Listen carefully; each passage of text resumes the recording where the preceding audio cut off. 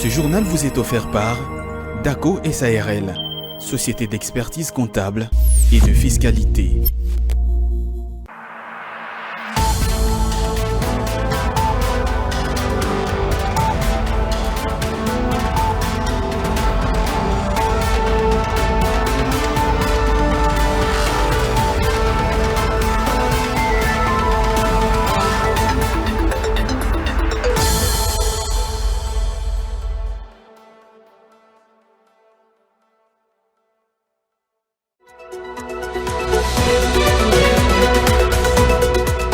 « 74,5%, c'est le taux des réalisations des régies financières de la République démocratique du Congo dans la mobilisation des recettes publiques au 24 novembre 2023.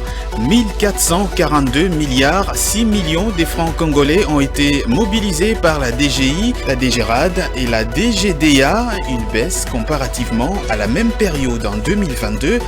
Les détails à suivre dès le début de cette édition du journal. À la une également de ce journal, campagne électorale, Jean-Michel Sama Lukonde galvanise le Grand Katanga pour la réélection de Félix-Antoine Tshisekedi. Le Premier ministre de la RDC était ce jeudi dans son fief électoral de Kasenga. Reportage à suivre.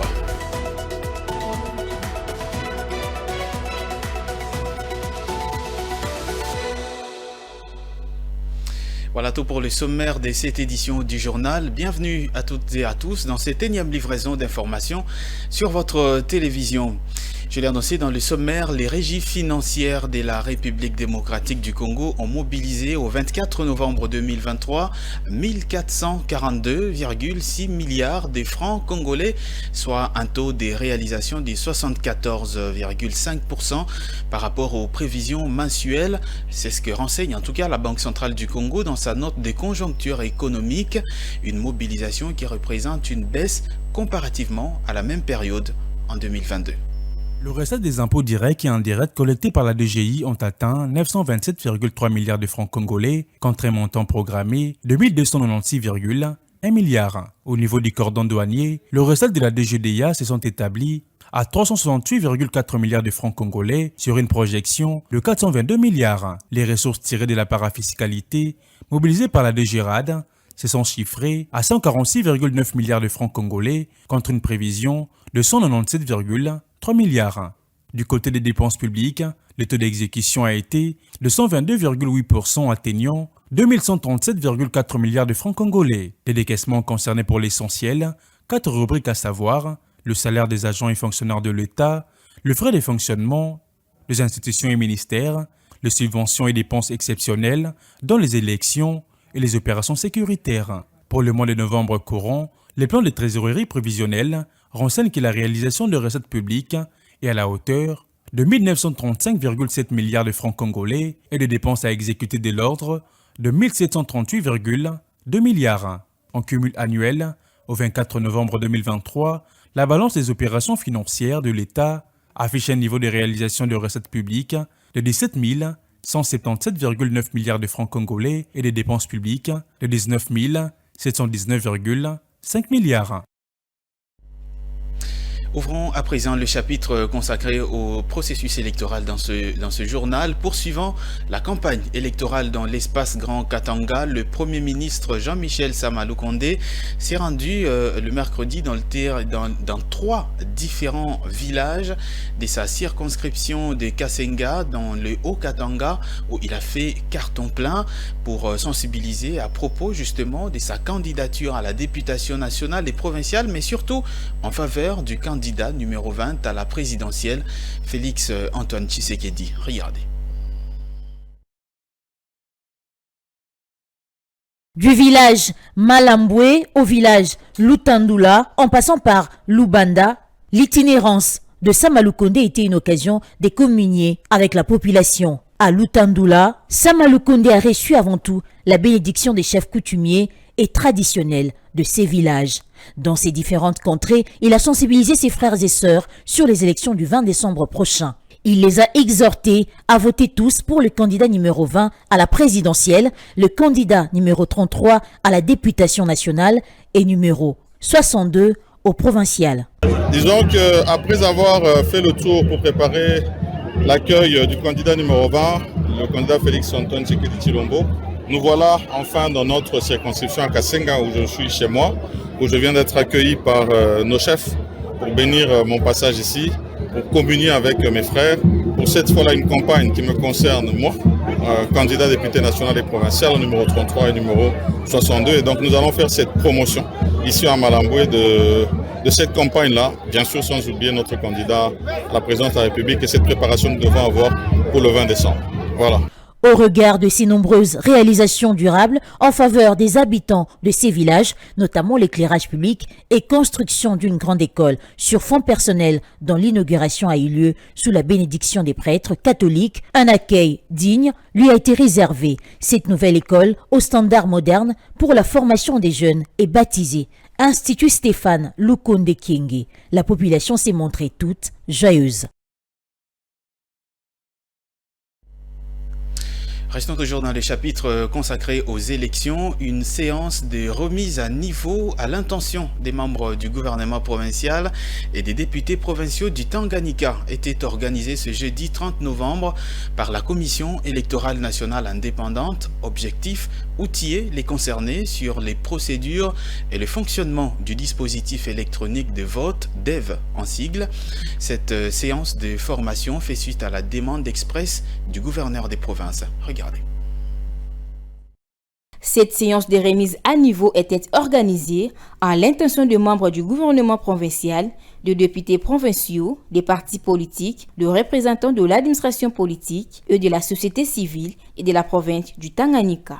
C'est suite à la demande du gouverneur du Tanganyika qui, lors de son intervention, a reconnu la tâche ardue qu'a accomplie la CENI, réitérant les souhaits collectifs afin que les élections combinées du 20 décembre soient inclusives et transparentes. Saluant au passage l'initiative du gouverneur de Tanganyika, Paul Moyindo, les rapporteurs adjoints de la centrale électorale a précisé que cet exercice répond à l'impératif de rendre davantage transparent le processus électoral. Aujourd'hui, nous avons réuni le cadre des institutions, notamment les membres du gouvernement provincial, les membres de l'Assemblée provinciale, les membres de l'administration publique et la société civile, les partis et groupements politiques. Tous sont venus et nous leur avons parlé de ce que fait la CENI, de ce que prévoit la CENI, et nous leur avons rassuré de la tenue effective des élections à la date du 20 décembre 2023. Pour couronner les tout, de plus amples explications ont été fournies par la CEP de Tanganyika sur l'utilisation des dispositifs électroniques de vote assortis de la conduite à tenir dans les bureaux de vote les jours des scrutins.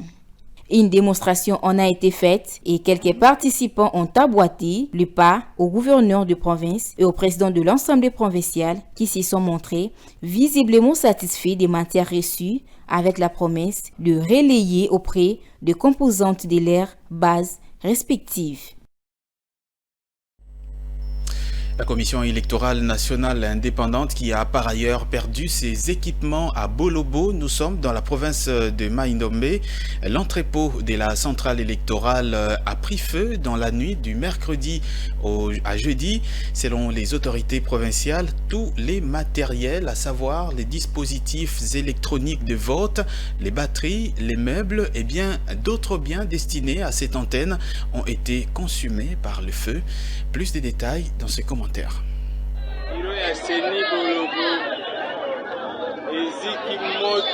À 20 jours des scrutins de décembre 2023, l'entrepôt de la CENI du territoire de Bolobo, dont le Mai-Ndombe a pris feu. Tous les matériels électoraux, notamment les dispositifs électroniques de vote, anciennement appelés machines à voter, les isoloirs et autres effets ont été consumés par les feux provoqués par cet incendie qui a tout ravagé sur son passage. Selon le secrétaire exécutif provincial de la Commission électorale nationale indépendante, tout est parti de l'explosion des batteries externes des dispositifs électroniques de vote. Une situation presque similaire à celle que la CENI a vécue à quelques semaines de la tenue des élections de 2018. Toutefois, le secrétaire exécutif provincial rassure cependant que cet incident malheureux n'aura aucune incidence sur la tenue des élections le 20 décembre prochain. En dépit de cette situation regrettable qui arrive quelques jours après le retrait de la mission d'observation électorale de l'Union européenne à ce processus électoral, la CENI poursuit sa mission d'organiser les élections dans les délais et multiplie les partenariats. C'est dans cette optique qu'une délégation de la Fondation nationale de la démocratie, organisation financée par le gouvernement américain, conduite par Damon Wilson, son président il y a peu, a été reçue à la CENI à Kinshasa et vise à accompagner cette dernière au cours de ce processus électoral. Tout à fait autre chose à présent. À fin octobre de l'année en cours, la balance commerciale a affiché, la balance commerciale de la RDC justement, a affiché un excédent de 3 836,23 millions de dollars américains, soit une augmentation de 4,43% par rapport à la même période au cours de l'année 2022. C'est ce qu'indique le rapport publié par la Banque centrale du Congo au 24 novembre et à la même période, l'offre de la monnaie centrale a enregistré une hausse hebdomadaire de 1,5%. Les détails avec Igor Biwaka et Juvette Mbelouf. La valeur des biens et services exportés à fin octobre 2023 s'affiche légèrement à la hausse par rapport à la période correspondante de 2022. D'après le document publié par la Banque centrale du Congo, la balance commerciale est excédentaire de 3 836 millions de dollars contre 2 325 millions de dollars en octobre 2022. Cette croissance excédentaire fait essentiellement suite à la hausse plus prononcée des exportations par rapport à celle des importations. En perspective, les exportations ont accru de 7,33% et les importations se sont affichées à 1,21%. Le document de la banque d'émission indique également à la période du 24 novembre une croissance hebdomadaire de 1,5% pour s'établir à 8 233 milliards de francs congolais. Cet accroissement tient des hausses enregistrées tant par les actifs extérieurs nets que les actifs intérieurs nets. Une augmentation qui s'échiffre respectivement à 121,3 milliards et 3,8 milliards de francs congolais. En ce qui concerne les composantes, la hausse de la monnaie centrale est expliquée par l'augmentation de la circulation fiduciaire et des engagements envers les autres institutions de dépôt, respectivement de 73,8 milliards de francs congolais et 51,2 milliards de francs congolais. Le gouvernement de la RDC reste de plus en plus vigilant quant à l'utilisation des finances publiques. Le ministre des Finances, Nicolas Kazadi, a lors de sa dernière conférence de presse aux côtés de son homologue de la communication et des médias, indiqué que tous les mécanismes sont mis en place pour veiller à ce que les membres du gouvernement ou les mandataires publics qui sont candidats ne puissent utiliser les fonds publics. Une décision saluée par certains Kinois interrogés ce jeudi 30 novembre dans la capitale. Regardez. Le ministre alobi ba oyo nyo tout baza ba candidat pe baza la fonction baza ba ministre baza ba mandataire. Le ministre a indiqué que tous les membres du gouvernement et mandataires qui sont candidats ne doivent pas utiliser les fonds publics pour la campagne électorale. C'est faux. Beaucoup continuent à le faire et puis le ministre doit également faire un suivi par rapport à sa décision. Ministre des Finances alobi faut pratique. Misolo leteza pona bana mboka. Misolo leteza pona poche ya mutu te. Tango nyoza la candidat préparer poche na yo. Le fonds public, c'est pour le peuple. Avant de postuler, il faut se préparer en conséquence. Tous ces candidats encore en fonction devraient en principe démissionner. Tant qu'ils restent en fonction, ils vont toujours voler l'argent de l'État. Normalement, misolo leteza pona population. Olingi ko postuler po ozokende musala oluka musala po na poche na yo na famille na yo na ndenge na yo moko. Décision eza bien milonga na moni eza mabe fallait azongo avant ba campagne banda.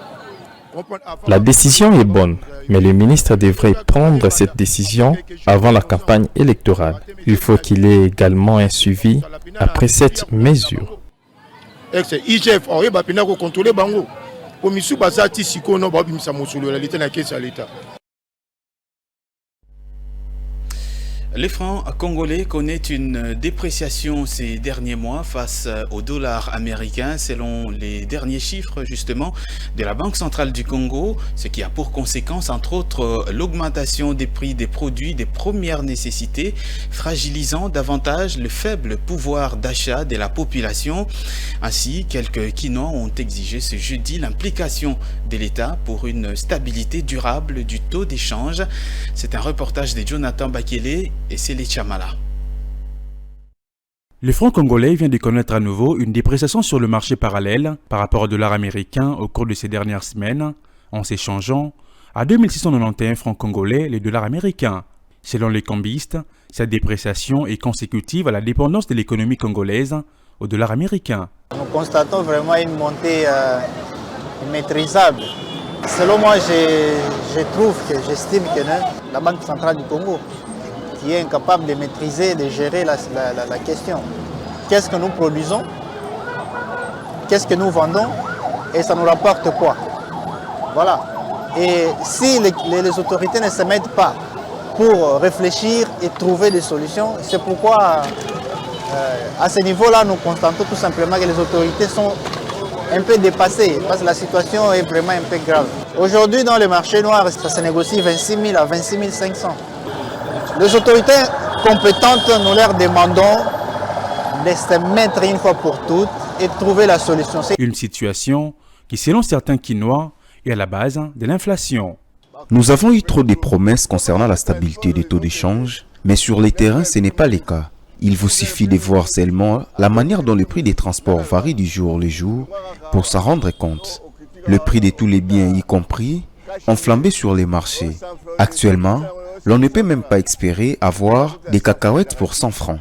Faut-il rappeler que lors d'une conférence de presse tenue en début de semaine, le ministre des Finances Nicolas Kazadi a souligné que cette dépendance accrue au dollar américain de l'économie congolaise expose davantage le pays aux fluctuations du marché international. Il préconise une production et une réflexion en francs congolais pour limiter la dépendance au marché d'échange. Dans un autre chapitre, les habitants du quartier Mazal, nous sommes dans la commune de Mongafula, ici à Kinshasa, se plaignent des coupures intempestives du courant électrique, pourtant bénéficiaires du système d'alimentation appelé Power Plant Control, PPC en sigle, un système mis en place par la Société nationale d'électricité, la SNEL, dans l'optique de résoudre ce problème, mais aussi celui lié à la fraude, à la consommation. Divine Mwenze pour les détails. Les problèmes de coupures intempestives et récurrentes d'électricité à Kinshasa ne passent plus inaperçus depuis plusieurs années déjà. Le phénomène des délestage en dit long. Cependant, pour résoudre tant soit peu ce problème que l'on attribue à la mauvaise gestion de transformateurs électriques, il a été décidé l'instauration du système PPC. Un système d'énergie électrique avec le compteur à prépaiement qui génère et retrace la consommation des agents au mieux, donne la possibilité aux abonnés de consommer l'énergie pour laquelle ils ont payé leur facture. Un moyen qui devait s'avérer une réponse adaptée à ce coupure, mais qui malheureusement ne l'est pas. Ici, nous sommes à Mazal, les résidents de ce quartier dénoncent les coupures intempestives dont ils font face. Le courant électrique chez nous n'est jamais stable. L'on pensait qu'avec ce système nouvellement instauré par la SNEL, ces coupures intempestives devraient disparaître à jamais, mais ce n'est pas le cas. À cause de cette instabilité, nous avons perdu nos provisions. Cela nous écœure énormément. Nous utilisons le courant électrique des cartes prépayées. Nous dépensons chaque mois $10. Malheureusement, nous n'en bénéficions pas. Même les lumières publiques qu'ils avaient installées ne marchent plus. Ils sont dans l'obligation de les réparer. D'après les autorités de la SNEL, ce mode de paiement du courant électrique vise une meilleure maîtrise de la consommation par le client tout en permettant à la société de réduire les délestages. En d'autres termes, une réponse adaptée à ces coupures électriques. Sauf que les réclamations des abonnés prouvent à suffisance l'inefficacité de ce système dit PPC. Et place à présent à la revue de presse avec Juvette Mbedou.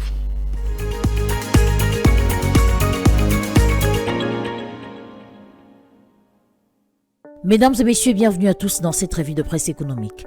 Débutons cette revue de presse avec l'avenir qui titre « L'initiative marocaine pour l'Afrique Atlantique, une aubaine pour les ports de la région ». Le journal indique à sa 6e page l'espace de l'Afrique Atlantique englobant les nations côtières, les longs de l'océan Atlantique en Afrique de l'Ouest s'y révèle être un secteur d'une importance stratégique notoire. Cette région, étendue des Tanger au Cap de Bonne-Espérance, joue un rôle crucial dans les dynamiques économiques, environnementales et géopolitiques mondiales.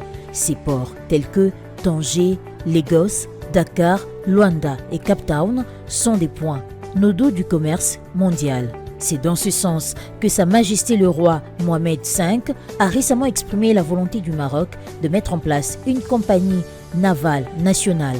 Cette initiative, d'une importance majeure, est destinée à redéfinir la position du royaume dans les sphères du commerce international. Elle contribuera substantiellement à l'enrichissement des atouts logistiques du pays, ajoutant ainsi la compétitivité dans le domaine maritime aux divers éléments composant la vaste compétitivité logistique du royaume, tels que les infrastructures portuaires, les réseaux ferroviaires et routiers, entre autres. Terminons cette revue de presse avec Forum des As qui titre pour sa part « Rose Mutombo remet 2 bus au personnel du secrétariat général à la justice ». Le journal indique que ministre d'État en charge de la justice et garde des Sceaux, Rose Mutombo, a remis 2 bus Pampa 9 des 60 places assises au personnel du secrétariat général à la justice. La cérémonie s'est déroulée hier mercredi 29 novembre à Kinshasa en présence du vice-ministre de la Justice, a fait savoir le tri-hebdomadaire. La ministre d'État était au comble, d'autant qu'elle venait de réaliser des engagements pris lors de son arrivée à la tête du ministère.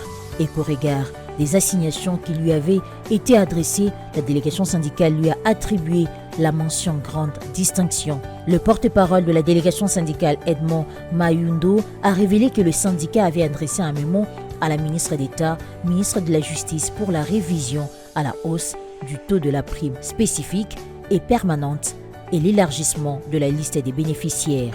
En réaction aux mots de la délégation syndicale, Rose Mutombo a tenu à remercier le président de la République, Félix Tshisekedi, chef de l'État, qui avait été inspiré par le Dieu Tout-Puissant pour qu'il lui nomme à la tête de ce ministère. Elle a également remercié le Premier ministre Jean-Michel Samaloukonde, qui l'a accompagné en tant que chef du gouvernement pour qu'elle atteigne ses objectifs. Fin de cette revue de presse. Merci à vous de l'avoir suivi.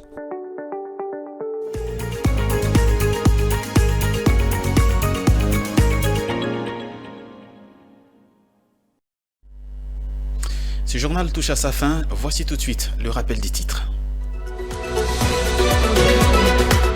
74,5%, c'est le taux des réalisations des régies financières de la République démocratique du Congo dans la mobilisation des recettes publiques au 24 novembre 2023. 1442 milliards 6 millions de francs congolais ont été mobilisés par la DGI, la DGDA et la DGRAD, une baisse comparativement à la même période en 2022. Les détails, vous les avez eus dans ce journal. À la une de ce journal, il était également question de la campagne électorale. Jean-Michel Samaloukonde galvanise le Grand Katanga pour la réélection de Félix-Antoine Tshisekedi. Le Premier ministre congolais était ce jeudi dans son fief électoral de Kasenga.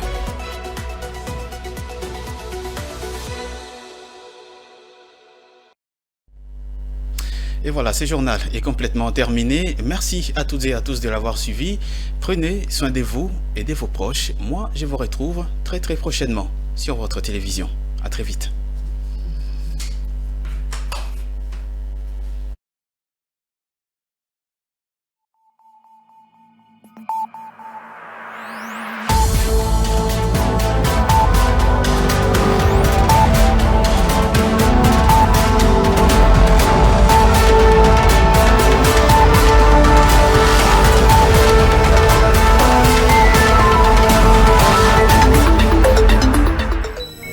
Ce journal vous a été offert par DACO SARL, société d'expertise comptable et de fiscalité. Dans une sphère médiatique, essentiellement tournée vers des contenus généralistes, où l'originalité n'a plus sa place au chapitre, où le secteur de l'économie et finance, pourtant poumon d'un État, sombre dans les oubliettes. Voici enfin Ecofin Télévision. Économie et finance télévision, votre chaîne thématique essentiellement économique, vous offre un contenu original. Nous traitons des questions monétaires, commerciales, énergétiques, minières, pétrolières et environnementales. Notre créneau, vous proposer des informations, des analyses, des perspectives et prévisions économiques. Ecofin Télévision vous permet également de comprendre la coopération entre les États et les institutions, sans oublier l'épineuse question de la dette.